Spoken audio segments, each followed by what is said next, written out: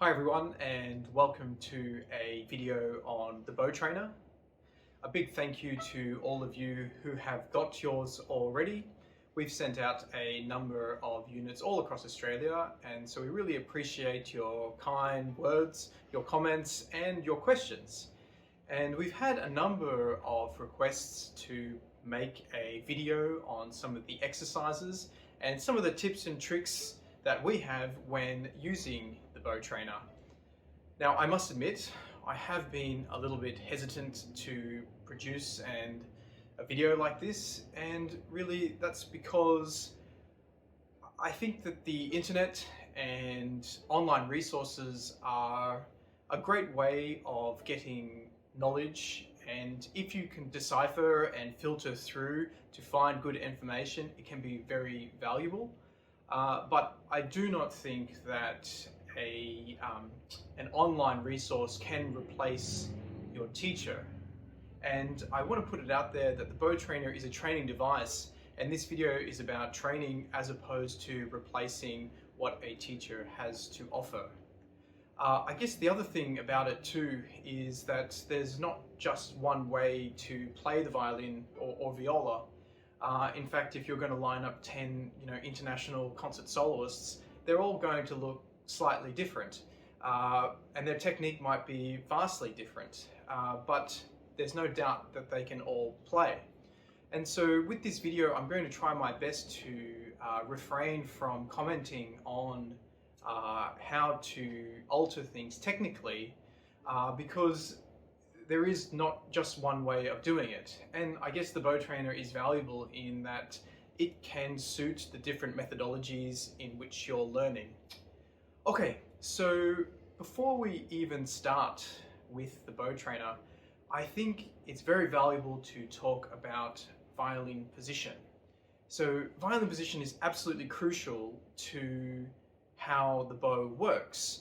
And if the violin position is not consistent, you won't be able to get a good indication of what your bow arm is doing. So for example, when I put up my instrument, if I put it here, you can see that the bow and the bridge, they are parallel with each other. So if I bow the same plane, my bow will be straight. Now, when we talk about violin position, all I'm going to do is move my scroll. Now, if I move the scroll, which is on the other end, even a few centimeters towards the camera, you will see that now if I was going to bow that same plane, my bow would not be straight. And so if you want to have consistency on a day-to-day basis, understanding where you should be holding your violin and being able to do that repeatedly is your first point of call. So if you're not sure how to do that, please discuss with your teacher to understand how and why you should be holding it a certain way. Okay, so I've installed the BowTrainer on my violin. If you're unsure how to do this, please check out our unboxing and install video on how to do it. It's very easy. So I should mention again that the BowTrainer is really a training device, similarly to a metronome or a tuner. And like with a tuner, if you're only watching the needle and not developing your pitch recognition, as soon as that goes, it's less helpful. Same with a metronome. There are a lot of students who can play really well with a metronome, but as soon as it's turned off, they lose the beat. So really, when you're playing with a metronome, you also have to consciously try to internalize the pulse or the beat as you use it. So when it's gone, you still have a strong beat. Now the same thing goes with the BowTrainer. The best way to use the BowTrainer is to make sure you're using that visual and being aware of what's going on there, but you're also being aware and conscious of how it feels and how it sounds, and that will give you the fastest results. So I want to break down the exercises into 3 smaller sections, okay? And what we're going to do is we're going to talk about your approach to the string. So when we're playing any piece of music, whether it's easy or difficult, the way we approach the string is crucial to how the first note or a note after rests or a note after a break is going to sound.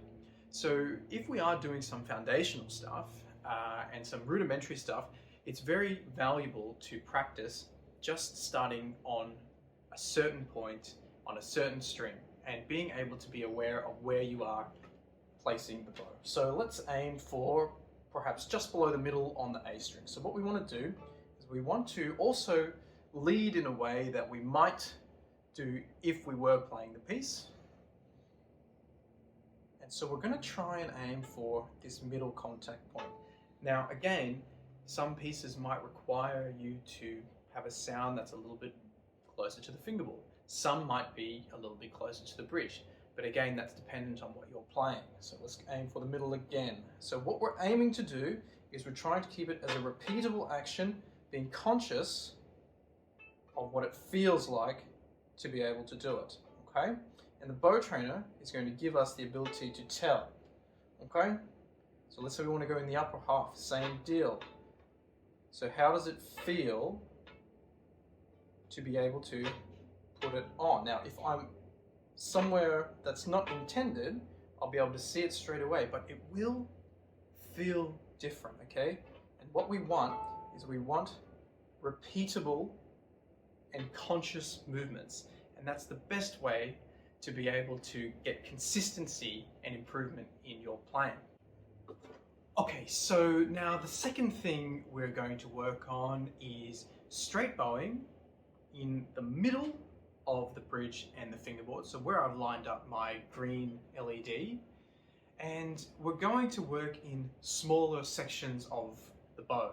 Now, depending on your teacher and depending on the school of violin, you can break this up however you like, whether it's halves, thirds, quarters. It's really up to you and how the technique works.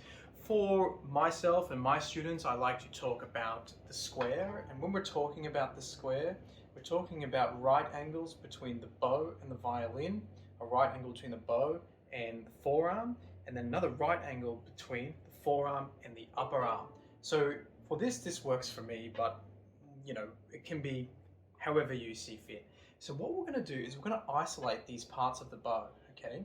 And we're going to work out what we need to do in order to bow straight. Now, again, I don't want to talk too much about technique, because depending on, again, how you've been taught or how you're learning, the adjustments might be different. Okay, so from the square to the tip. Now, what we want to do is we want to watch the LEDs. Now, what happens? Okay. All right, so we can see straight away that I've gone further away. Now, what we need to do is we need to work out, okay, what we can do to keep it straight, okay? And this is something that we need to make sure we're consciously feeling, okay? What happens in the arm, what happens in the fingers, what happens in the hand, what happens to allow us to keep that bow straight. Now, the next thing I want to do is I want to break it up to the different parts of the bow, but we're aiming for that constant green light, okay? If you're going over, then something's not quite right and we need to make the necessary adjustments. But again, what the BowTrainer can do, it can give you that instant feedback so you're aware of what you're doing. Now, I guess the one thing I will say is that the majority of you, when you go to the upper half, you'll go over the fingerboard, okay? And so be careful and be conscious of perhaps what you're doing with the right elbow. But that's really all I'm going to say on the technique there. So now thirdly, okay, so we've managed to get an idea of what it feels like to bow straight in different sections of the bow. Now we've got to put it all together. Okay, so we're aiming for long whole bows on a green light for a consistent contact point. Now, while you're doing this, okay, more things to think about.